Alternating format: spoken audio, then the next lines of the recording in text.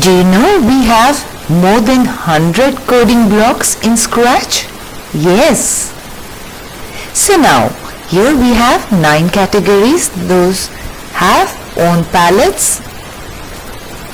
So what if I wanted to make my own block? Here in the last one, My Blocks, you click on it. Here you can create your own block which has its own action to do. So let's see, how do we do it? Anything that you want to do. Let's say we want the sprite to spin around. Maybe I'm making a story where a cat or any object spins. So I'm going to use that block again and again. So I create a block for shortcut so that whenever I need that action I can take it. So we need to program the block. Let's say click on it and make a block. Let's say spinning cat.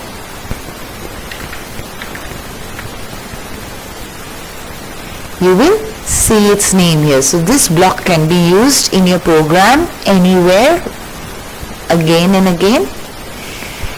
So what will this block do? Like we have these blocks here.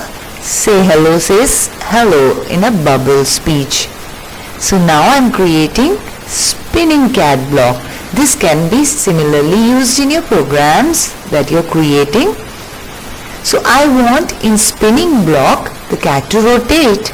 So in motion it has to, what it does, if I rotate it this way, the cat turns around. If I click on this, that is anti-clockwise.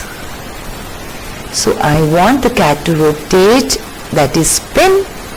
Now do I want it one time, two time? I want, let's say, forever. Keep spinning. So instead of repeat 10 times or 20 times you can change, I'll use forever and I'll put it here. So the spinning cat work program is to forever spin. Let's see, and here it is, a spinning cat.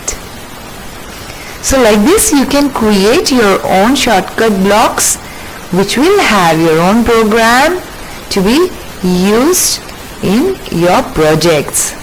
So let's see what all blocks can you create in your projects. Have fun there.